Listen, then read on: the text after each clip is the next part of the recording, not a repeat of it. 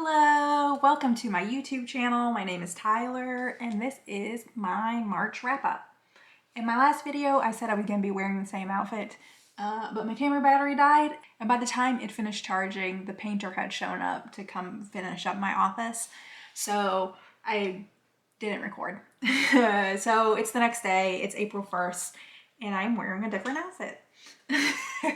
Anyways, so let's talk about the books I read this month. I read 12 books this month, which every month I have read more books than the last, so that's good. I DNF'd 2 books, which, yeah, that seems to be about what I DNF in general. I tend to push myself through stuff I'm not enjoying. I don't know if I actually want to DNF more books. I just want to find more books I actually enjoy reading, so I guess that means I should be DNFing more. I don't know. Anyways, the 2 books I DNF'd were Project Hail Mary. I really thought I was gonna like Project Hail Mary. Everyone's ranting, raving, loving this book, and I liked The Martian.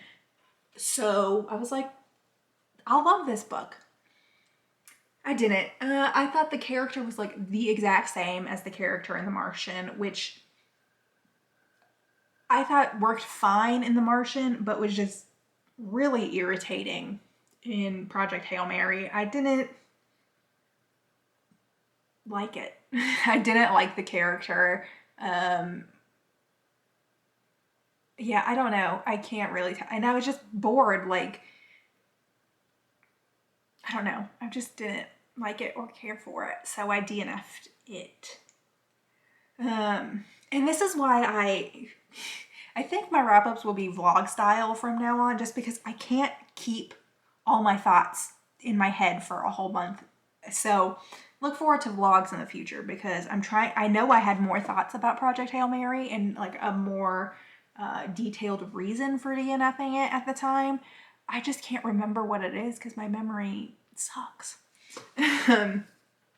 Anyways, the other book I DNF'd, I actually DNF'd recently, The Weight of the Stars, which I listened to as an audiobook, and that's the main reason I DNF'd it. I'm not 100% sure if I would actually still like it as a physical form book, but I did put it back on my TBR. I just knew I just couldn't get through it in the in audiobook format. I struggle so much with fiction in audio. I just can't get my brain to focus on it in the way I want it to focus on the audiobook. I just zone out too easily in fiction. I've said in the past I listen to a lot of podcasts, but they are they are exclusively nonfiction. Maybe not all educational, like I listen to comedy podcasts, but I just don't listen to narrative fiction in audio form. I can't do it. My brain can't hold on to the information. So I DNF'd The Weight of the Stars, but I probably will try to read it at some point and see if it's something I like. It's kind of up in the air. It did seem more YA vibes, which I'm kind of iffy on these days, but it might just read quicker and faster, and I can pay attention to what I need to pay attention to in physical format. So those were the 2 things I DNF'd. I am carrying 1 book over that I have not finished from March to April, and that is Caste. I started this on March 1st. I'm not even halfway through it. I am just struggling with it. I have thoughts on it, but I think I'm gonna save that for whenever I finish it. Okay, so my average info. I was averaging 5.5 days per book. I didn't have, besides Caste, I was reading things in quick fashion. So in January, I was reading 4.5 days, and then in February, it's taking me 9.5 days to read a book. So I managed to get that down a little bit. I like to read a book in like a week. I know people are much quicker readers than me, but under 7 days, I am pretty confident with, or pretty happy with. And then I average 3.1 stars for the books I read, which is the exact same thing I averaged last month. So it was another not great reading month. It didn't feel as bad as February because there wasn't any like just absolutely awful reads. It's just like a lot of 3-star reads. Just nothing that really was grabbing my attention, my admiration. I don't know. Like there was just nothing that I just absolutely loved so much. So that's a little bit of a bummer, but is what it is. So the first book I read in March was The Inheritance Games by Jennifer Lynn Barnes, which I also read the second book in that series called The Hawthorne Legacy this month. I will not be continuing the series. The third book comes out this month, I think. Or not this month, sorry. This year in July, maybe. I really liked the first one. It was like, it's also a YA series, but it's like puzzly. There's like not necessarily murder involved. It's not like trying to solve a crime. It is a girl who is written into the will of a billionaire, and she's not related to him. So the first book is trying to figure out why she's in the will. But this billionaire is like the Riddler. Like he's very into like puzzles and mind games, and like his whole family has had to deal with his eccentricities. And so he left a puzzle to like figure out why she's in the will. And so I enjoyed that. I enjoyed the little fun and games. But then the second book picks up from the first book. There's a cliffhanger at the end of the first book, which I don't want to spoil, so I'm not going to get too into the weeds of the plot of the second book. But the second book is revolved around that cliffhanger and figuring out that mystery. But it's like basically the same puzzle the entire game over and over. And I just found the pacing to be so bizarre. Like the 2/3 of the book is like just solving this one thing. And then the last 100 pages is like so much fucking information and things happening. And I'm like, why couldn't this have been spaced out better? Like, why is only the last 100 pages like cram-packed with all this information? And it was just like, I didn't like it. So the first book got 4 stars, and then the second book got 2 stars. It was not I just did not like the second book. I didn't like the pacing. I didn't like the mystery. I didn't like the like increase in the love triangle aspect. I didn't like it. So I'm not going to read the third book because the second one felt like a waste of my time. And I think it might have been the book that took the longest for me to read. Yeah, Hawthorne Legacy took me 10 days to get through. Like it was a struggle to force myself to read it. Let's talk about my audiobooks next. So I read 1, 2, 3, 4. I listened to 4 audiobooks this month. I listened to Get Well Soon, History's Worst Plagues, and The Heroes Who Fought Them. I gave this 3 stars. It was just more of like a pop science book. I expected it to be a little more serious, I guess, and a little more informative than it was. It's fine for what it was. It just wasn't what I was expecting. Yeah, I didn't feel like I really learned that much. I don't think I'll be thinking about this book in the future. It was fine. And then I listened to Becoming Eve, My Journey from Ultra-Orthodox Rabbi to Transgender Woman. I listened to that as an audiobook. It is narrated by the author Abby Stein. It is mostly about her growing up in the Orthodox Jewish community, being raised as a boy, even though she knew she was a girl. It doesn't get much into her transition or her life after leaving the Orthodox community. It is more so about like this tension between her knowing who she is, but then also this world she grew up in and everyone telling her that is not possible. And like trying to get herself to fit the mold, and it's about that. It's a very interesting read. I gave it 4 stars. I think I would have liked it just a little bit more in physical format because there was just a lot of concepts in words I wasn't familiar with that I would have liked to go down like an internet rabbit hole over, but since I was listening to it, I didn't know how things were spelled, and almost 100% of the time I'm in the middle of something when I am listening to audiobooks. So like it's just, I'm washing dishes and I can't like stop and like Google search stuff. So, you know, I did enjoy that it was narrated by the author though. I listened to Going Clear, which is a book about Scientology. I gave this 3 stars. I was bored. It felt really dry. I don't think I really learned much. That I did, like, I've consumed a lot of media about Scientology in the past. I don't feel like I needed this. The reason this was on my TBR because it felt like a foundational text. But like I had basically all the information in this book I already knew for the most part. There were more specific stories about certain people, but it was fine. If you are curious about Scientology and you haven't already watched the Going Clear documentary or like watched other stuff, consumed other media about Scientology, maybe you would enjoy this. But I just like already, it didn't add much to my knowledge of Scientology. And then the last audiobook I listened to was You Can't Be Serious by Penn. I actually really enjoyed this audiobook. I gave it 4 stars. There was a lot of like laugh out loud stuff in this book for me. I liked that it was narrated by Penn, so you got the delivery. I just like memoir-y audiobooks.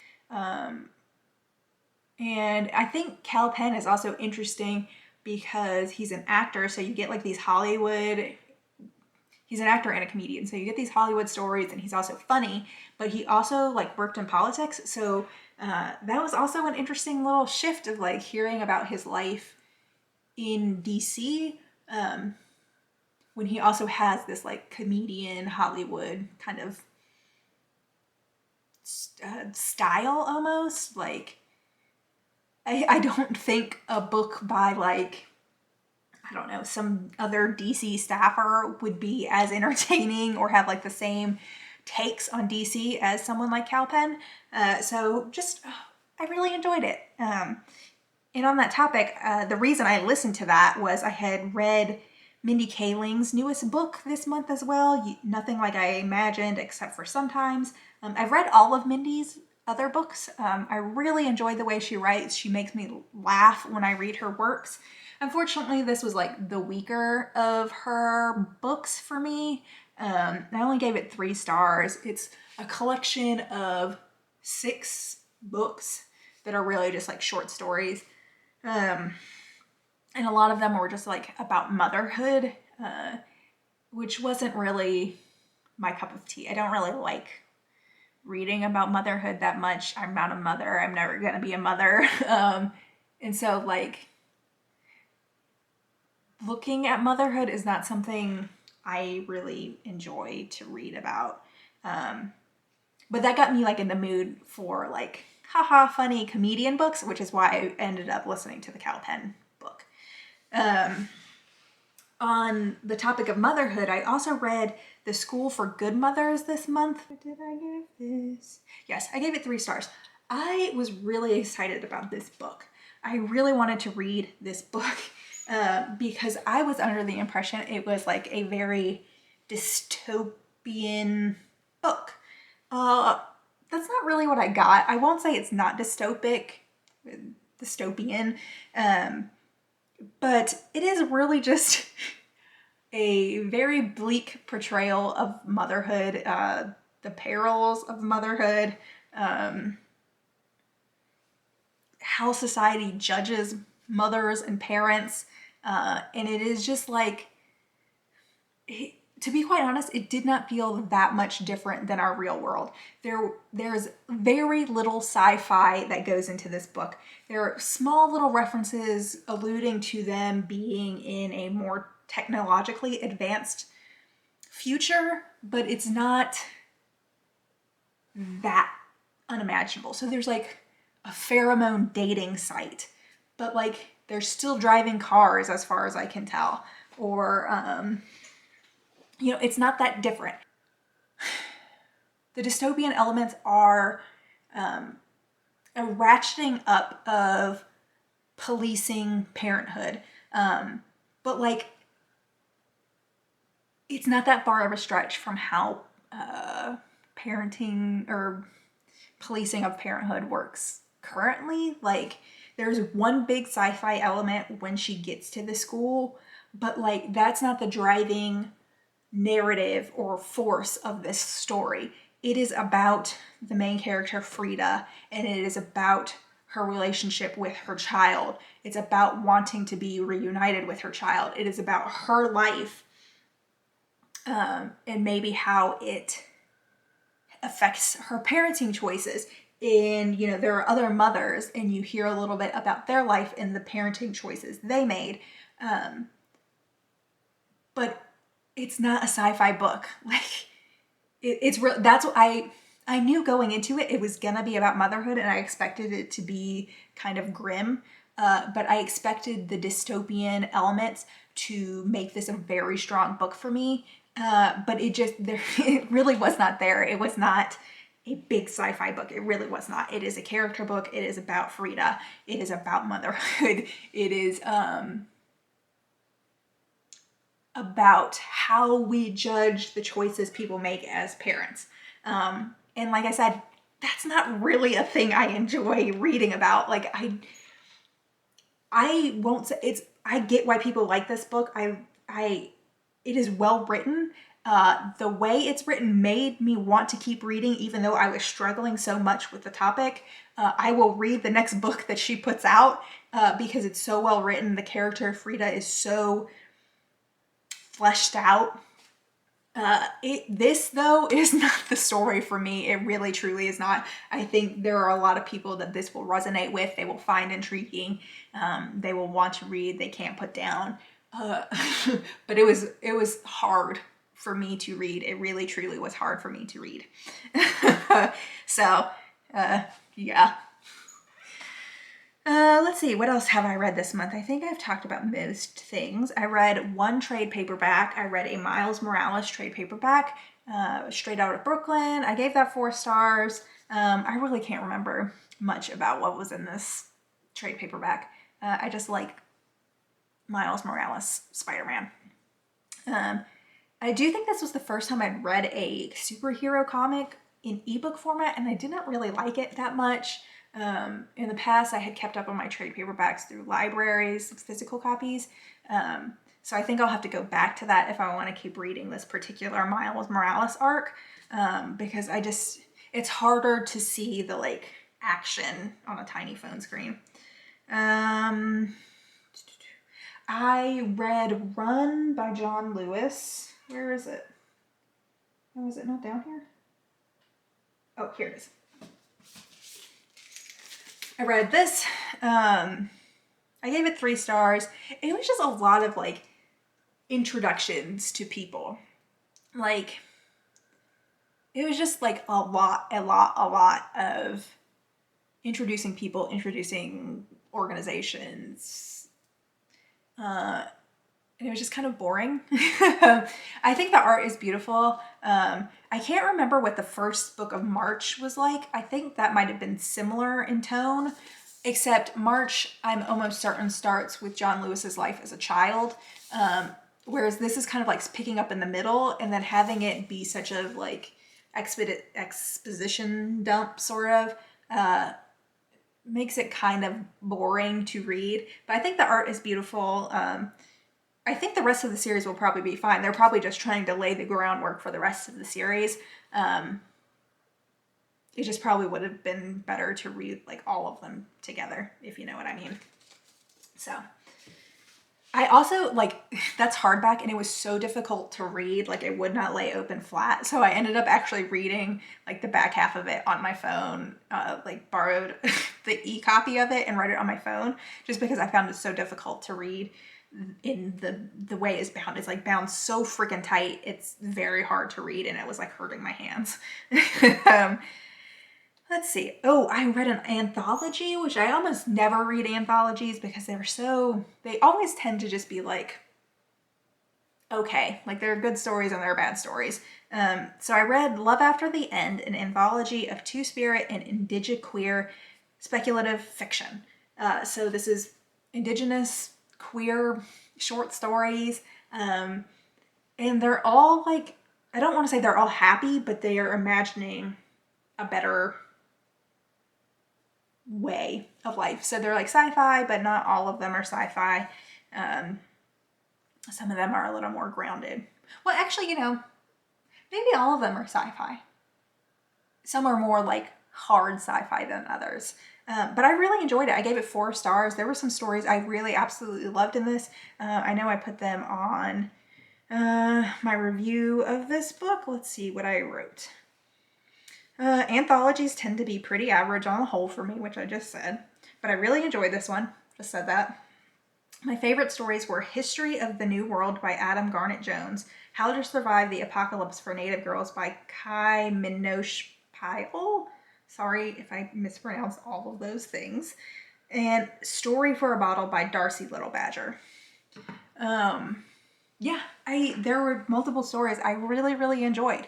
It did take a little bit of brain work. I have not read a lot of indigenous literature, and there was a lot of native language in these books. So I was doing a lot of like Google searching, which is kind of a pain in the ass as an ebook, which you would think would be easier. But since like the Kindle doesn't have like native language dictionaries, as far as I know, it was like a multi-step process to get it to search the word in Google. And sometimes some of the terms like only brought up PDF forms of this book. So that was, a little difficult, but, I enjoyed it. I really am really glad I read it. There were stories I really liked, warmed my little heart. Yeah, it was good. I really recommend that book. I think that's probably the best book I read this month. There's a lot of 4-star. It's like all 3 stars and all 4 stars. But I think that one was my favorite book I read this month. I really enjoyed reading that, and I'm glad I read it. And then the last book I read this month was Persepolis, The Story of a Childhood by Marjane Satrapi. This is a book I've been wanting to read for a while, and I think I touched on how I had been looking for an e-copy of it for a while and couldn't find it. So I actually picked this up from my library in physical form because they had it on display for Women's History Month. And this is a story about, it's an autobiographical story about Marjane and growing up in Iran. It's a graphic, well, it's not a graphic, I guess it's a graphic novel. I don't know. It's a collection of comic strips that she did about her childhood. I really enjoyed it. It's very nice. Yeah, I really enjoyed it. In the beginning, I kind of struggled with the art. It was a little hard to decipher some things because it's all black and white. But it was really interesting. And she has a very, the family she grew up in was very political. And so it's very interesting, like the things that her and her family would talk about in her childhood. And some of that's probably dictated by the fact that war and revolution were going on while she was growing up. So that's probably like somewhat par for the course. But I don't know. It's really interesting. I enjoyed it quite a bit. And I'm going to read the second collection of stories, which is like about her older teenage years and her adulthood. But it's just really, it was good. I enjoyed it. yeah, so those are the books I read this month. I'm sorry if this is a bit of a mess because I haven't done this in a while. I look forward to doing a vlog style next month. Yeah, so thanks for hanging out with me, listening to me chat for 27 minutes. Yeah, I'll see y'all next week. Bye.